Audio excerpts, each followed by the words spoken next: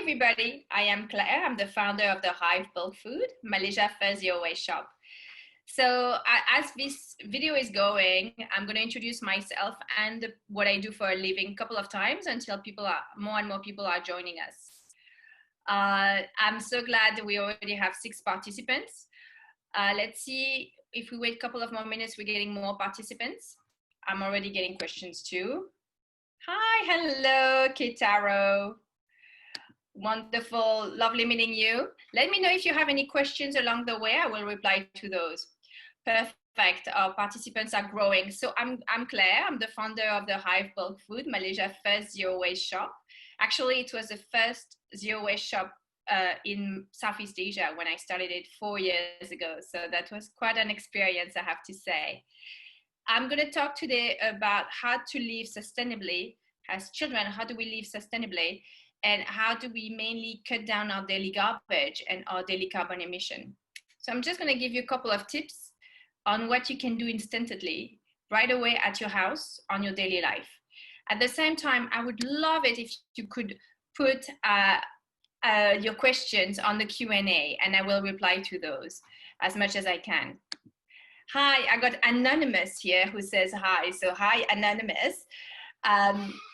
Please do send all your questions and what you do as well on your daily life, what you think is doing the right thing on your daily life, on cutting down your garbage and your daily carbon emission. So what is your idea? What are your ideas and what do you implement with your family? Are you composting? Do you compost it? Can you compost if you have a balcony? Can you do it on a balcony? If you have a garden, you're very lucky. You can maybe compost in your garden. What do you do? So please let me know in the Q&A. Is that allowed here in this session? Yes, Ryan, you can. Everybody is allowed in this session because everybody will benefit no matter how old you are from this session.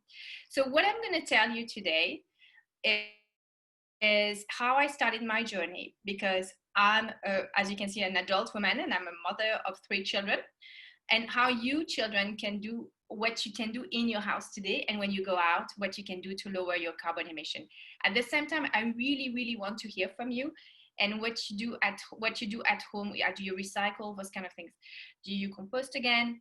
Do you give your clothes to another children from the school once you have grown them? Those kind of things. I want to know all about that. Do you start eating less meat at home? Those kind of little daily steps that have really big impact. So to start from the beginning, my journey is this one. So my name is Claire. I am from France originally, and I lived, when I was 18, I moved to New York, and I lived in New York for 10 years. And then when I was 29, I moved to Hong Kong, and I lived in Hong Kong for 10 years. And in Hong Kong, I've always been I thought I was always been very aware of my environment, and I was someone who always recycled, and I was very conscious of waste. But I was only recycling at the time when I lived in New York and when I lived in Hong Kong. And then in Hong Kong, I realized one thing. When the recycling bin was coming, they were putting everything with a landfill bin. So they were putting all the waste, recycling and landfill in the same bin. And then this is what I realized.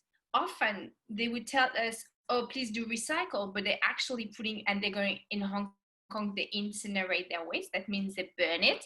They would burn even what I thought was doing the right thing, which is recycling. So what we have to be aware of is in Malaysia, it's a little bit similar. Some companies are really recycling, but some companies are actually picking up our waste, which we think is going to be recycled, but actually are going to incinerate it. So we have to be aware that recycling is not necessarily the solution, but it is part of the solution, but not everything. So first and foremost, it really starts with refuse the waste to come into our house, in our daily life. So it really starts with all the do you know what I mean by single-use item? If you do not, let me know in the Q&A as well. It's like those disposable bottles, disposable cutlery, disposable food containers. You want to get a bubble tea, it comes in a disposable plastic containers. You want to get some kwetiao from Madame Kwan, it comes in the plastic container. So how we can stop those disposable single-use item and replace them by reusable. So when you get your bubble tea, you bring your own, bottles you can just refill with the bubble tea. Now all those outlets normally, except during the pandemic for hygiene reasons, they might not do it, but normally now they will refill happily your own container. Same for the takeout food, but again during MCO and now post MCO, I'm not quite sure. I was at Starbucks the other day. They didn't want to refill my coffee, so I said I would not get coffee. So they're a bit weird now. But let's see, after once we're totally done with the pandemic, it will be good to bring back our containers. But those are simple tools that really have a big impact on our daily waste. Because if you look at what is our waste mainly in a city like KL, it's mainly food waste, food container waste. And there are many little steps we can stop those food container waste. You can do shopping at the wet market. It's a very good idea. You can tell your parents about that. You can shop obviously at stores like the Hive, where we will give everything. You bring your containers, or we will put everything in paper containers and paper packaging, and everything can be either composted, or you can just keep those packaging and reuse them on your next visit. Totally possible as well. So the idea is to reuse and really refuse the constant, mainly the containers. Now I'm getting some of your questions, and are we going to watch a video? No, there will be no video. It will be me talking, and I want to hear your questions here, Ketaro. So anything you have to say, I want to hear. What do you do in your house? Do you recycle, guys? Do you compost? Do you reuse? Do you get your clothes secondhand? Because here I'm going to tell you as well, what do you think are the largest polluter on the planet? And here you can write down all your answers on the Q&A. I want to hear, what do you think are the largest polluters? Is it the cars? Is it the fast fashion? What I mean by the fast fashion is all those clothes that come very cheap. We buy from very famous brands we see in all our mall. Is it the meat we eat? Which one do you think are the most pollutant on this planet Earth? I'm going to give you a couple of minutes, 1 minute to reply to that. And if I will see your answers, please do reply. I'm very curious to see which one do you think is the number one, the number two, or the top five. What are your top five if you have some? And then we'll talk about those and what we can do, because you might think, I'm just a single person, I'm a child, what can I possibly do? We actually can do a lot. We can't do everything, but we can, our daily life, our daily habits have a lot of impact. CO2, Noah is saying, Noah the James, I love the name, he's saying CO2, yes, CO2, carbon emission, carbon dioxide is very pollutant. And what comes from CO2? So it's mainly, I guess, here for fossil fuels, I would say. So fossil fuels is all the cars and the planes. And if there is a little bit of a silver lining from this MCO, is we don't have to use so much fossil.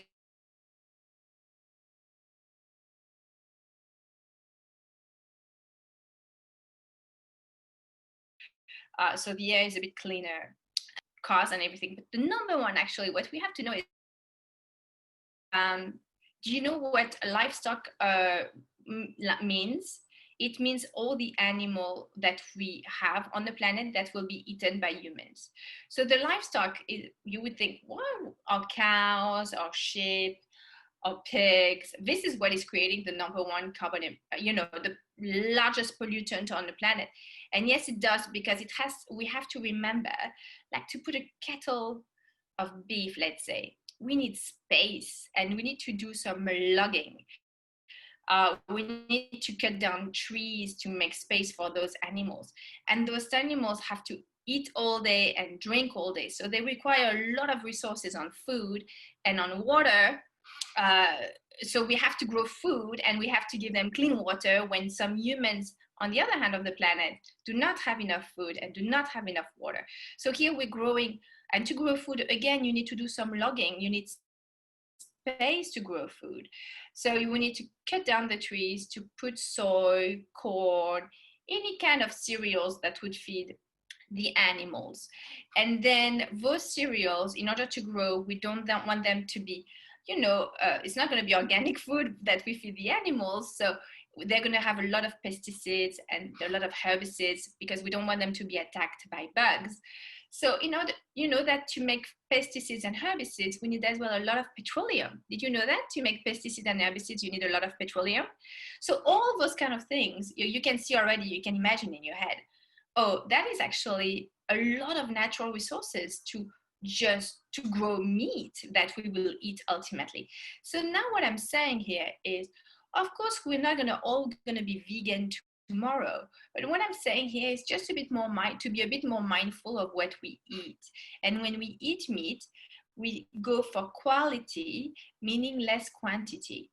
We eat meat once in a while and very qualitative meat, and this your mom and dad or the person who are taking care of you will know what it is, what is quality meat. And when we do, it's only once in a while. It's not 3 times a day. Sometimes people eat meat or dairy products 3 times a day, which is a bit excessive, really. And it's not possible when we are so many now on the planet Earth. So studies have shown we do not need to eat meat as often as we do. So here you have to have a talk with your family to say, hey, how can we eat maybe a little bit? And when we have meat, again, it's quality meat. But when we don't have meat, we still want beautiful meals. And how can we have substitute of those beautiful meat food to replace it by beautiful vegetarian food, which should be as delicious? So you can experiment with recipes now at home on how to remove a little bit of meat from our daily diet and replace it by maybe more pulses, more vegetables, more. I love personally cauliflower rice. It's my new thing. Plenty of little options now, plenty of beautiful vegetarian meals. Recipes are everywhere on Google. And thankfully, in our restaurants in the city in KL, we now have a lot of vegetarian, really cool options.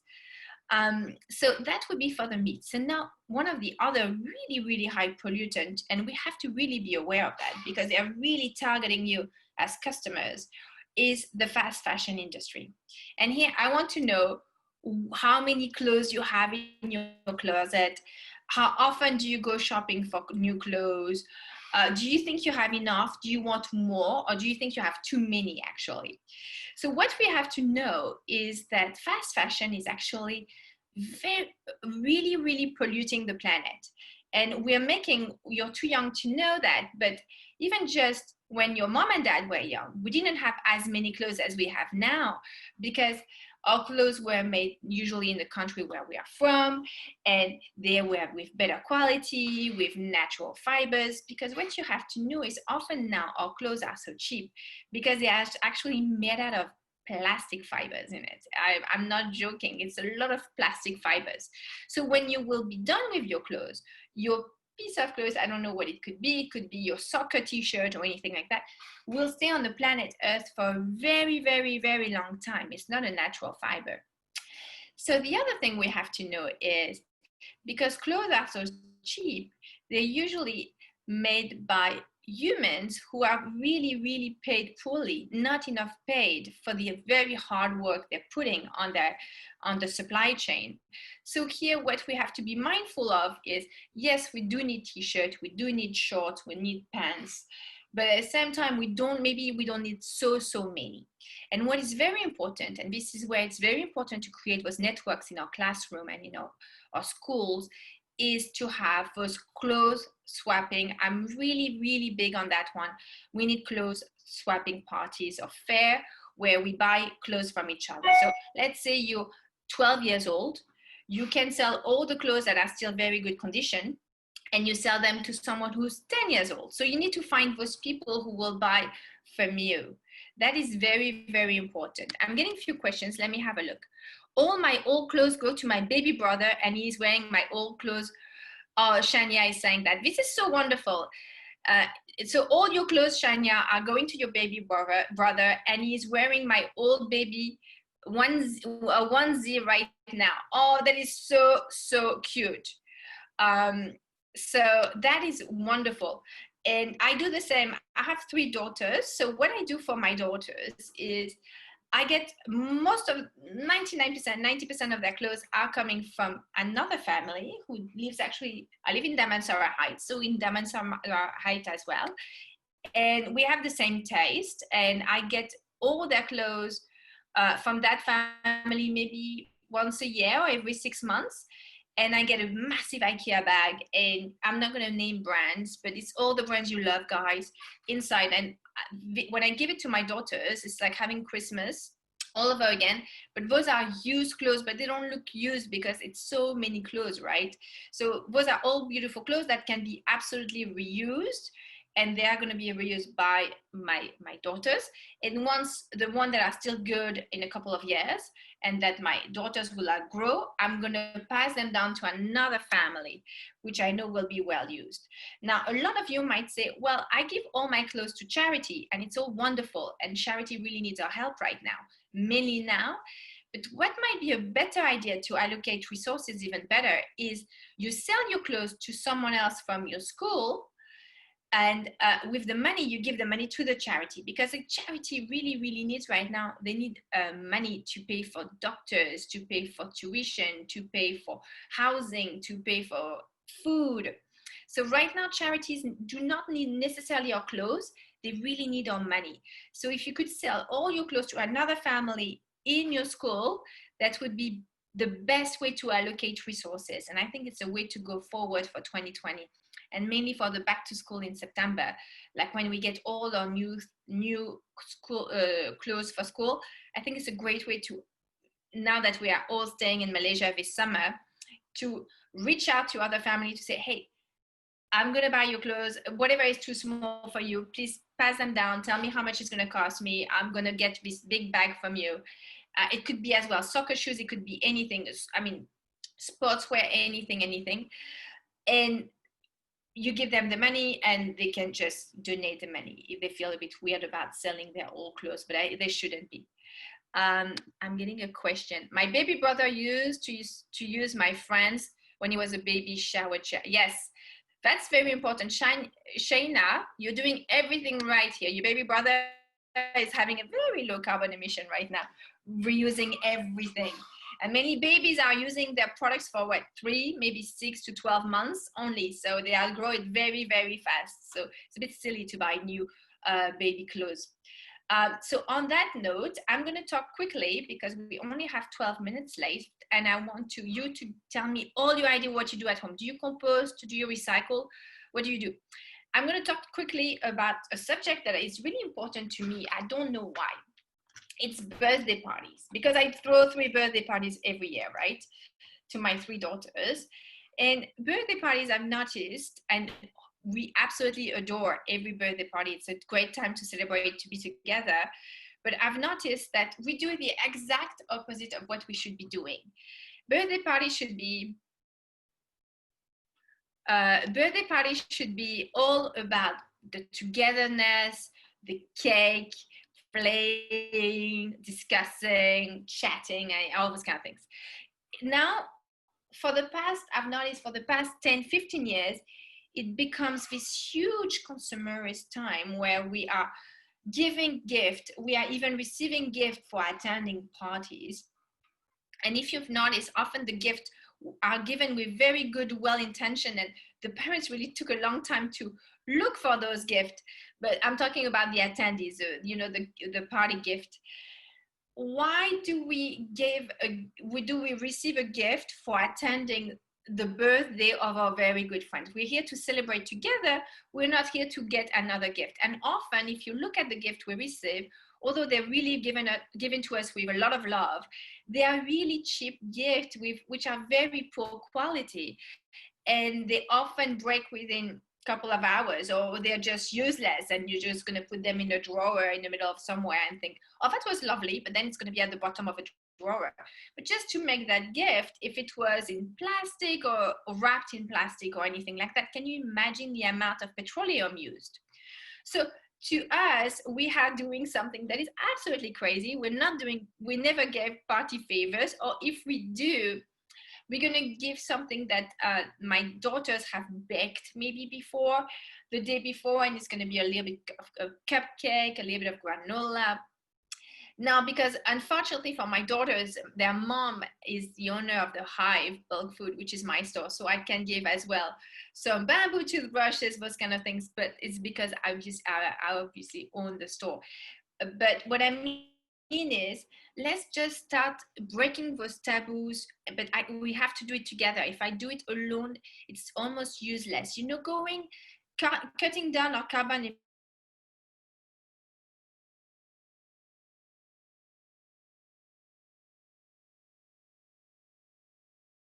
don't want one person to do it very, very well. We all start cutting down the plastic emission. What is very important is to start. And even if we make mistakes, it doesn't matter, is to start, and you will inspire other. People will come to your birthday party, you explain why you don't give party favor anymore, those kind of things. So what is important to do here, have you noticed every time you have a birthday party, you have at least 2 huge garbage bags at the end of this party? Does it make you sad when you see those 2 garbage bags at the end of the party? Because you had a beautiful party, but then you had those massive garbage bins, garbage, plastic garbage bags. Does it create a little bit of a feeling of a sadness? You're like, I had a beautiful time, and now those 3 hours have generated this amount of garbage, which will most likely stay on the planet Earth forever. So here we have to be a bit more mindful, and it's very simple. We just tell our friends, for my gift, maybe this year, you can have a common gift. You can ask if you really want a gift. You can say, hey, I want to have this very expensive, I don't know, bike, and your parents will collect the money and they will buy the bike, or someone else. So instead of having many, many small gifts, or you can say, I want, not necessarily reused, reuse sounds weird, but hopefully non-packaged gift, so they don't come in those hard plastic wrap. You can come up with many ideas on what to get for your gift, your birthday gift, and how to have less waste coming into your house. Because I went to so many birthday parties in my life now, that I can tell you the amount of waste that is left again after those parties is just, if you really think about it, it's not possible. We can't all be the same and have those beautiful birthday parties and create so much waste. Can you imagine how many people we are on the planet, and if we were all creating so much waste? So here, if you have any ideas, please share with me. Okay. Oh, Shayna, I love you. How about the plastic cups and plates? I love all your questions, darling.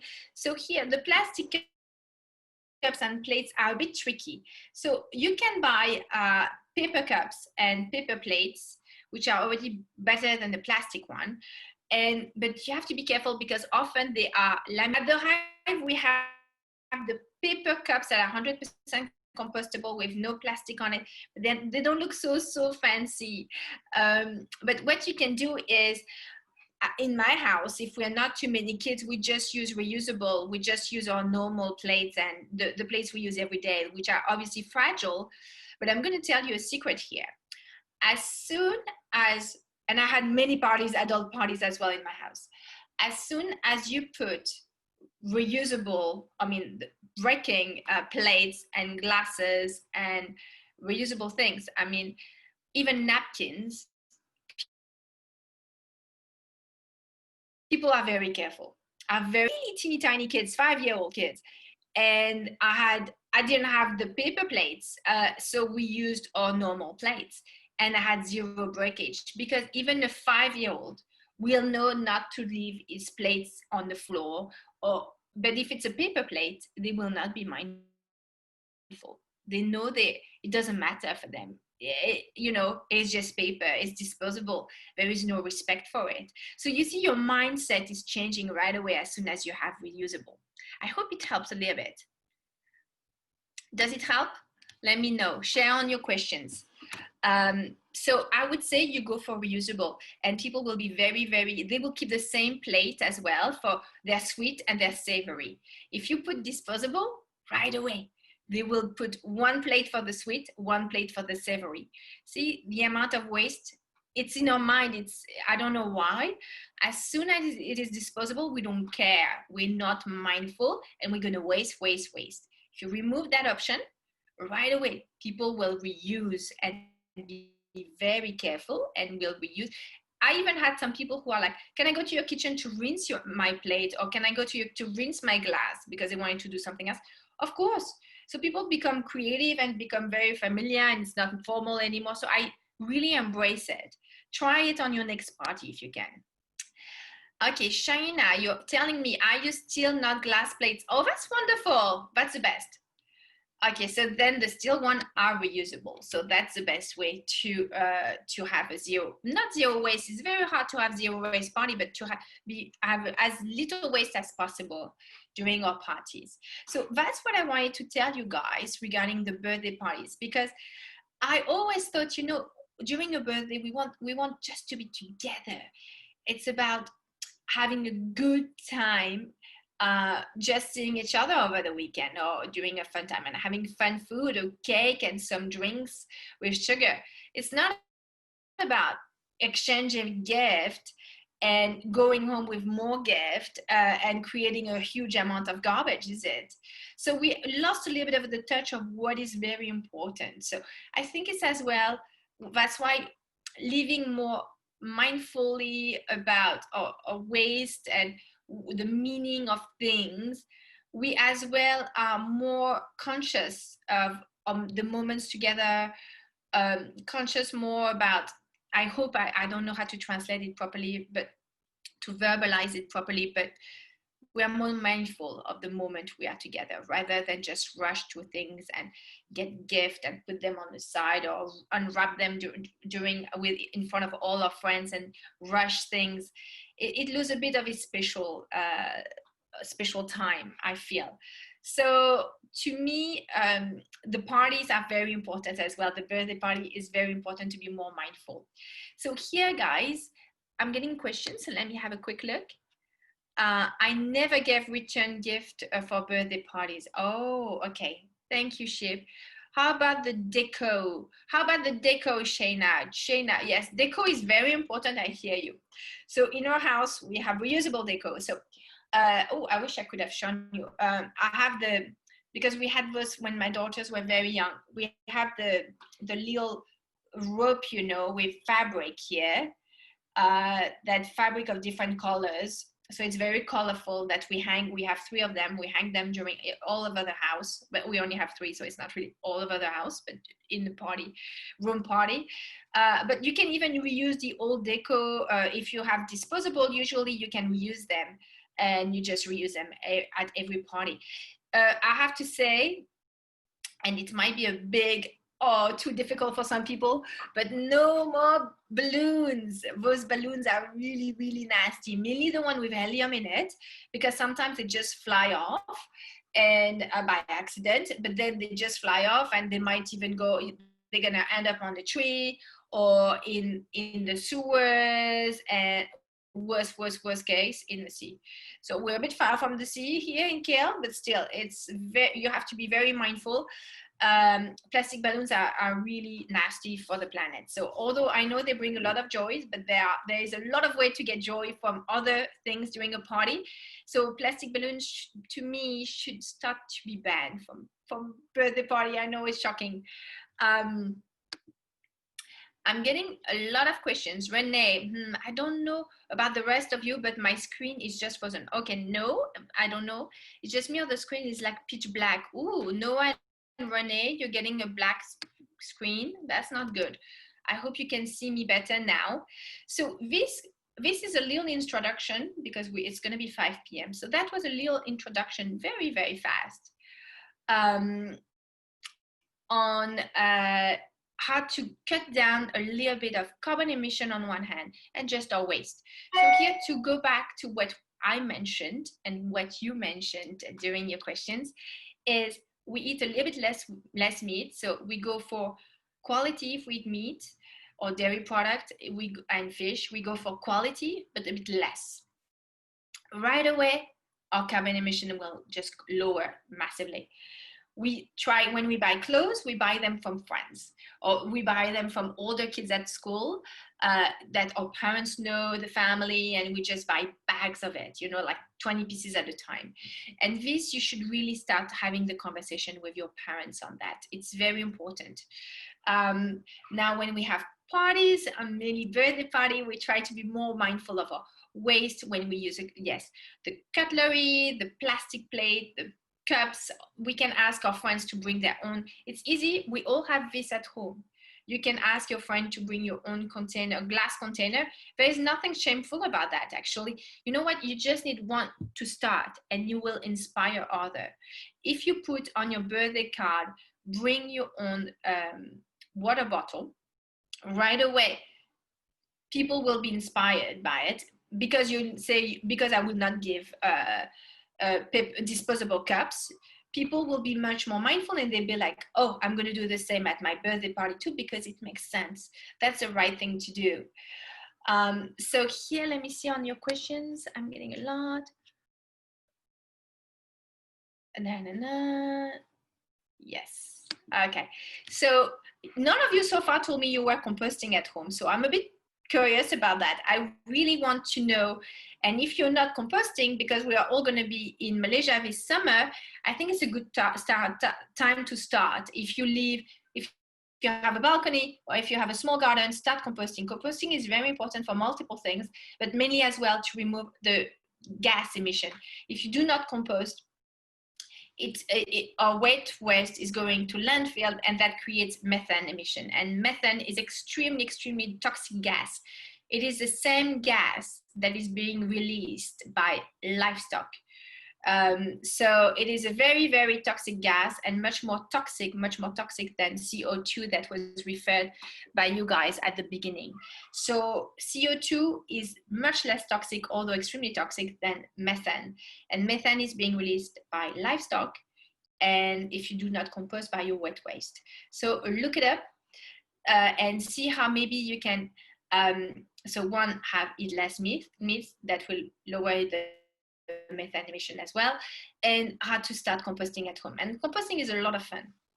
So I really encourage you to start composting, start growing as well, because now, again, we're going to be here all summer, and we realize food is very hard to get outside sometimes. I mean, we had a lot of issues with food supply during the MCO. So if we can have a little bit of land, start growing a little bit of food. Obviously, it's not going to be 100% of your diet, but if it's 1 or 2%, it's a beginning. Again, this is all a journey, and we can all learn from it, and everybody has his own experience, but the important thing is to really start now. So I hope you enjoyed this talk. I loved your questions, and I hope you're going to start. I'm composting at home, Zhang. Oh, thank you, darling. I've got 30 plants in my garden, Shayna is saying. Does CO2 mean carbon dioxide? Ketaro. I've got 30 plants on my balcony. Oh, those are all very good questions and comments. Okay, so the plants, what is important too is to start growing food. So flowers are important for the bees and for the bugs, but we want as well to grow food. So start growing a little bit of food. It's fun. You can grow brinjals. You can grow very well on balconies. You can grow okra very well here in KL. Green beans, the rampant, how do you say, the one who climb, the green beans who climb, grow very, very, very fast. Within 2 months, you get green beans here. So you can grow a lot of fun vegetables here in KL. So start growing those. Even if you have a balcony, you can start really have fun with that. On that note, everyone, I would like to thank you very, very much. I hope you got a few ideas here. I'm sure you were already implementing a lot of them at your house, and you already had the conversation with your parents. What I'm saying here is we all have to start today. Don't be shy. Have the conversation with your friends and your family, and inspire each other. It is very important. We can't do it alone, but we need to act now. So together we can come up with good solutions. So unless there is one last question, half of my plants are food, but I haven't got any yet. Okay, very good, Shayna. You're on a really, really, really good track. And then I'm so happy you're composting at home. On that note, I'm going to let you go. I'm going to say goodbye. Take care, stay safe, and start refuse, reuse, reduce. Bye, everyone.